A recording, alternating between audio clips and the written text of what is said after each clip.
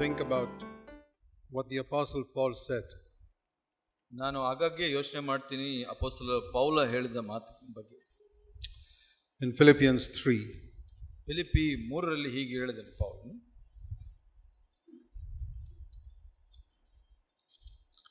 he was a very high in the religious circles among the Jews. ಯಹೂದ್ಯರಲ್ಲಿ ಬಹಳ ಧಾರ್ಮಿಕರಾದ ವ್ಯಕ್ತಿಗಳ ಜೊತೆ ಬಾಳಿದಂತವನು ಅವನು. Very highly respected man. ಬಹಳವಾಗಿ ಗೌರವಾನ್ವಿತ ಒಬ್ಬ ವ್ಯಕ್ತಿಯಾಗಿದ್ದನು.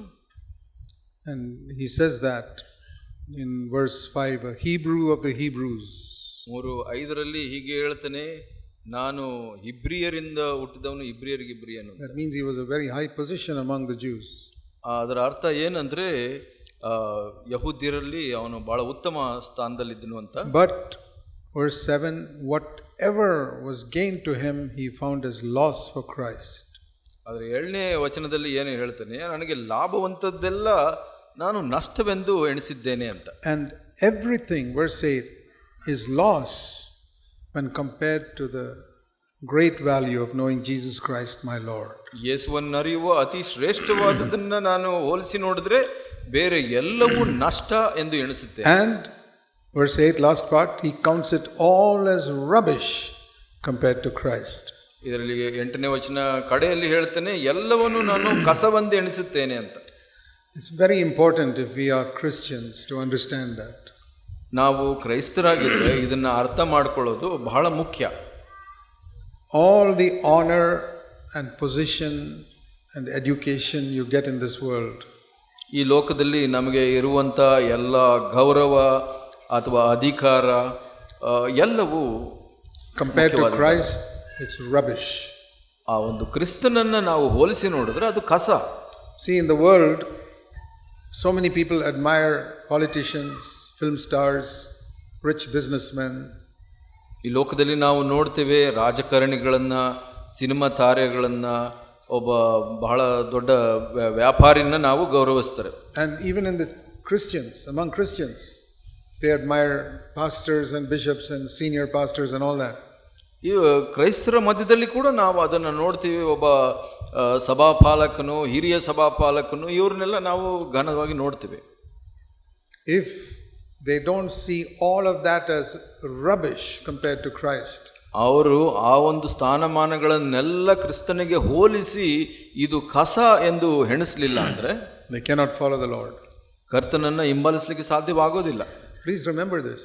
ಇದನ್ನ ದಯವಿಟ್ಟು ನೆನಪಿಟ್ಕೊಳ್ಳಿ. Anything of this earth that has made you somebody special, if you think that has got any value, ಈ ಲೋಕದಲ್ಲಿ ಇರುವಂತದ್ದು ಯಾವುದಾದರೂ ನೀವು ಲಾಭ ಮತ್ತು ಉತ್ತಮ ಅಂತ ಅಂದ್ಕೊಂಡ್ರೆ, people are proud of the family they come from, ಜನರು ಹೆಚ್ಚಳ ಪಡ್ತಾರೆ, ಅವರು ಒಂದು ಕುಟುಂಬದಿಂದ ಬಂದಿದ್ದಾರೆ, education they've got, ಅವರಿಗೆ ಸಿಕ್ಕಂತ ವಿದ್ಯಾಭ್ಯಾಸದಲ್ಲಿ ಸಂತೋಷ, or they are leading a church, ಒಂದು ಸಭೆಯನ್ನ ನಡೆಸುವಂತ ಕಾರ್ಯದಲ್ಲಿ ಹೆಚ್ಚಳ ಪಡ್ತಾರೆ, they've got ಪಡ್ತಾರೆ. a title like reverend or right reverend, right reverend ಅಂತ ಆ ಒಂದು ಪದವಿಯನ್ನು ಹೊಂದಿರೋದ್ರ ಬಗ್ಗೆ senior pastor, ಅತಿ ಮುಖ್ಯವಾದ ಒಬ್ಬ ಸಭಾಪಾಲಕನು ಅನ್ನುವಂತ. what is it in God's eyes? ದೇವರ ದೃಷ್ಟಿಯಲ್ಲಿ ಏನದು? Rubbish. ಅದು ಕಸ. You know what rubbish is? ಕಸ ಅಂದ್ರೆ ಏನು ಗೊತ್ತಾ? What you throw away into the trash. ನೀವು ಆ ಬುಟ್ಟಿಯಲ್ಲಿ, ಕಸದ ತೊಟ್ಟಿಯಲ್ಲಿ ಹಾಕುವಂತದ್ದು. What the people collect as rubbish to throw away. ಜನರು ಅದನ್ನು ಸೇರಿಸಿ ಅದನ್ನ ಬಿಸಾಡ್ತಾರೆ. That is what all the greatness in the world and all the greatness in the church is like that. ಅದಕ್ಕೆ ಸಮನಾಗಿದೆ ಈ ಲೋಕದಲ್ಲಿ ಇರುವಂತದ್ದು, ಸಭೆಯಲ್ಲಿ ಇರುವಂತದ್ದು, ಅದೆಲ್ಲ ಪದವಿಗಳೆಲ್ಲ ಅದಕ್ಕೆ ಸಮಾನ. Because Paul saw that, his life became very useful to the Lord. ಅದನ್ನ ಪೌಲನು ನೋಡಿದ ಕಾರಣ ಅವನ ಜೀವಿತ ಬಹಳ ಉತ್ತಮವಾಗಿತ್ತು. I want to ask you whether you have seen it. ನಾನು ನಿಮ್ಗೆ ಕೇಳಕ್ಕೆ ಇಷ್ಟಪಡ್ತೀನಿ, ಅದನ್ನ ನೀವು ನೋಡಿದ್ದೀರಾ? God has shown that to me very clearly. ನನಗೆ ಬಹಳ ಸ್ಪಷ್ಟವಾಗಿ ದೇವರು ಅದನ್ನು ತೋರಿಸಿದ್ದಾರೆ. Greatness in the world, ಲೋಕದಲ್ಲಿ ಉತ್ತಮವಾದದ್ದು, greatness in CFC ನಲ್ಲಿ ಬಹಳ ಮಹತ್ತಾದದ್ದು, rubbish, ಅದು ಕಸ compared to Christ. ಕ್ರಿಸ್ತನಿಗೆ ಹೋಲಿಸಿ ನೋಡಿದೆ. And as long as I keep that before me, ಅದನ್ನ ಎಲ್ಲಿಯವರೆಗೆ ನಾನು ಮುಂದೆ ಇಟ್ಕೊಂಡಿರ್ತೀನಿ, that sense of value, ಆ ಒಂದು ಮೌಲ್ಯ, everything in the world, ಬೇರೆ ಎಲ್ಲ ವಿಷಯಗಳು, everything in so-called Christendom also, ಕ್ರೈಸ್ತ ರಾಜ್ಯದಲ್ಲಿರುವಂಥದ್ದು ಕೂಡ compared to Christ is rubbish. ಅದು ಕ್ರಿಸ್ತನಿಗೆ ಹೋಲಿಸಿ ನೋಡಿದ್ರೆ ಕಸ. Then ನಂತರ Christ will become more and more precious to us. ನಂತರ ನಮಗೆ ಕ್ರಿಸ್ತನು That is ಅಮೂಲ್ಯನಾಗ್ತಾನೆ. the only way we can grow spiritually.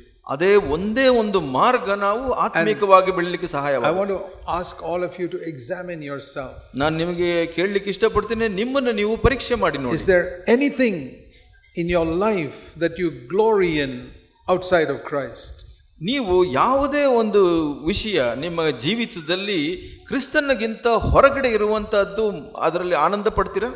Maybe in your job, ನಿಮ್ಮ ಕೆಲಸವಾಗಿರಬಹುದು, as I said earlier, in your house or your money, ನೀವು ಹಣ ಇರಬಹುದು ಅಥವಾ ಮನೆ ಇರಬಹುದು, or your children, ನಿಮ್ಮ ಮಕ್ಕಳ ವಿಷಯದಲ್ಲಿ ಇರಬಹುದು, how well they are doing in school, ಶಾಲೆಯಲ್ಲಿ ಎಷ್ಟು ಚೆನ್ನಾಗಿ ಓದ್ತಾ ಇದ್ದಾರೆ, or whatever.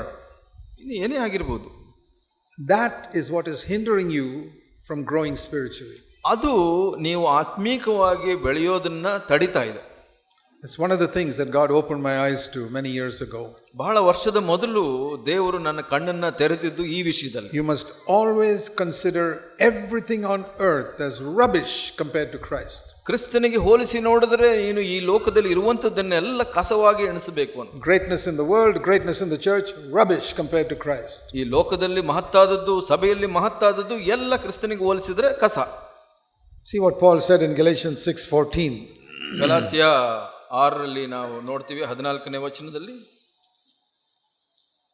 He says, I never want to boast in anything except the cross of the Lord Jesus Christ. ಕ್ರಿಸ್ತನ ಆ ಒಂದು ಶಿಲುಬೆಯನ್ನು ಬಿಟ್ಟು ಬೇರೆ ಯಾವುದರಲ್ಲೂ ನಾನು ಹೆಚ್ಚಳ ಪಡೋದಿಲ್ಲ ಅಂತ ಹೇಳ್ತಾರೆ. See, in those days, to be crucified was the worst thing that anybody could experience. ಆ ದಿವಸಗಳಲ್ಲಿ ನಾವು ನೋಡಿದ್ರೆ ಶಿಲುಬೆಯಲ್ಲಿ ಹಾಕಿಸಲ್ಪಡೋದು ಬಹಳ ಕೃಷ್ಟವಾದ ಕೆಲಸ. ಅದು the worst people were killed on a cross. ಆ ಶಿಲುಬೆ ಮೇಲೆ ಬಹಳ ದುಷ್ಟರನ್ನ ಹಾಕಿ ಕೊಲ್ತಾ ಇದ್ರು. And that worst thing where Jesus was crucified, Paul says, I glory in that. ಆ ಒಂದು ನಿಕೃಷ್ಟವಾದದ್ದು, ಆ ಒಂದು ವಿಷಯ, ಯೇಸು ಸ್ವಾಮಿ ಸತ್ತ ಶಿಲುಬೆಯ ಬಗ್ಗೆ ನಾನು ಹೆಚ್ಚಳ ಪಡ್ತೀನಿ ಅಂತ ಪೌಲ ಹೇಳಿದನು. Because Christ was crucified there, ಅಲ್ಲಿ ಯೇಸು ಸ್ವಾಮಿ ಶಿಲುಬೆ ಮೇಲೆ ಸತ್ತದರಿಂದ, and I have been crucified with Christ, ನಂತರ ನಾನು ಕ್ರಿಸ್ತನ ಒಟ್ಟಿಗೆ ಶಿಲುಬೆಗೆ ಹಾಕಲ್ಪಟ್ಟಿದ್ದೇನೆ.